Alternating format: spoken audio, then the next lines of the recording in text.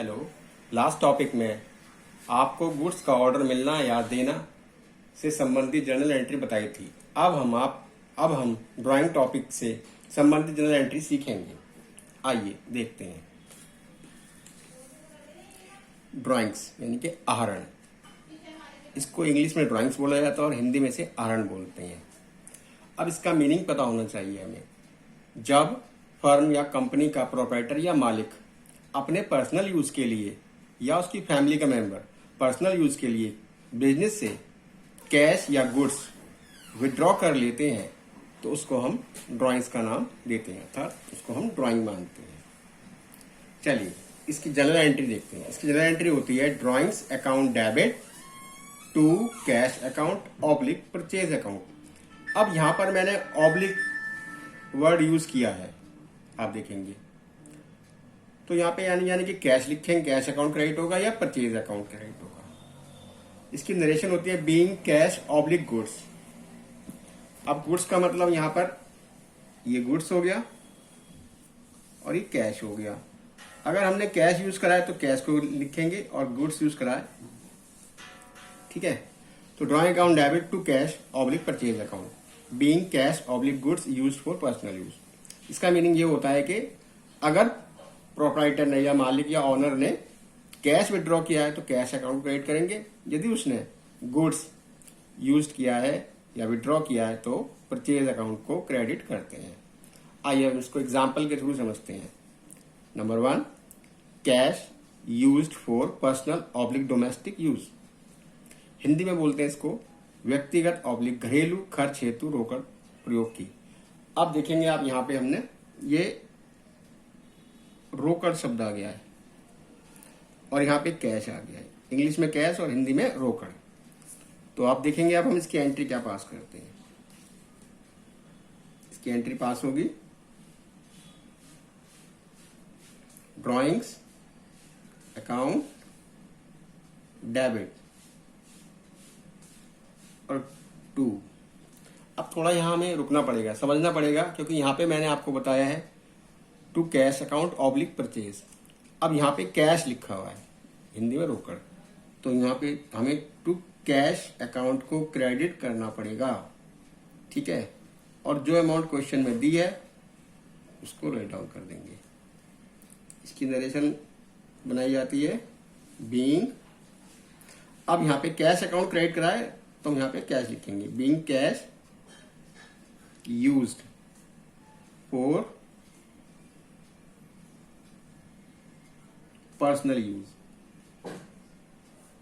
इसकी एंट्री बन गई इस टॉपिक की, ये एंट्री में बना दीजिए। अब सेकेंड एंट्री देखेंगे आप, इसमें goods used for personal oblique domestic use 20,000।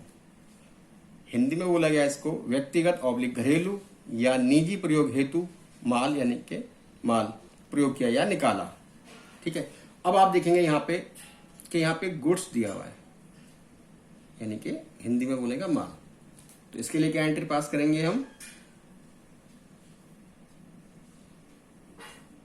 Drawings account debit to, और फिर यहां पे देखेंगे कि अब हमें क्रेडिट परचेज करना है या कैश करना है। अब आपने देखा होगा यहाँ पे फर्स्ट एंट्री में कैश था तो यहाँ पे कैश क्रेडिट किया गया है। सेकंड एंट्री में देखेंगे आप गुड्स लिखा हुआ है, यानी कि हिंदी बोलते हैं माल। तो अब हमें यहाँ पे परचेज अकाउंट को क्रेडिट करना पड़ेगा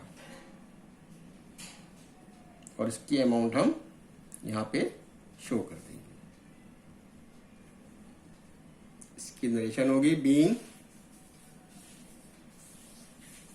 गुड्स यूज्ड फॉर पर्सनल या डोमेस्टिक, जो भी आप चाहें, यूज। ये एंट्री इसकी पास होगी। अब आप देखेंगे थर्ड एंट्री में क्या दिया हुआ है, इनकम टैक्स पेड, ठीक है, आय कर चुका है। अब इनकम टैक्स जो होता है, जो प्रोप्राइटर या मालिक होता है उसका जो प्रॉफिट है, उसकी जो इनकम है, उस पर टैक्स दिया जाता है। ये बिजनेस से रिलेटेड नहीं होता, ये उस पर्सन से रिलेटेड होता है जो उसका मालिक है। तो ये हमारा डायरेक्ट, इसको डायरेक्ट टैक्स बोला जाता है। ठीक है, तो यहाँ पे इनकम टैक्स अकाउंट डेबिट नहीं करेंगे यहाँ पे। ठीक, ये भी ड्राइंग्स मानी जाती है। तो drawings account debit to cash account. अब कैश से पे तो कैश लिख देंगे, चेक से पे किया चेक से पे, बैंक से बैंक को क्रेडिट कर देंगे। फिर यहाँ पे बीइंग नरेशन थोड़ी इसकी चेंज होगी, इनकम टैक्स पेड। अब इनकम टैक्स की अमाउंट थी 15,000, तो हम यहाँ पे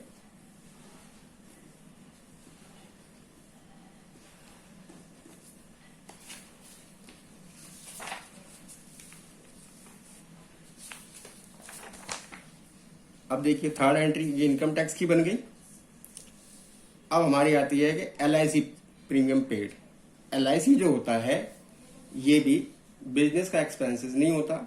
जो उस बिजनेस का ऑनर या मालिक होता है वो अपनी लाइफ के लिए LIC पे करता है, और उसकी अमाउंट यदि बिजनेस के कैश या बैंक चेक के थ्रू पे की जाती है तो वो ड्राइंग्स मानी जाती है। इसकी एंट्री क्या पास करेंगे देखते हैं।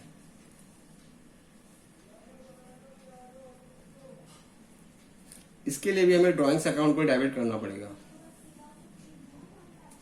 LIC अकाउंट डेबिट नहीं करेंगे, ड्राइंग्स अकाउंट को डेबिट करेंगे। और यदि कैश से पे करा गया तो कैश अकाउंट क्रेडिट, चेक से पे किया गया तो बैंक अकाउंट को क्रेडिट करते हैं। तो यहाँ पे क्लियर नहीं है तो कैश माना जाएगा, टू कैश अकाउंट। अब देखते हैं इसकी अमाउंट कितनी थी। इसकी अमाउंट थी 12,000।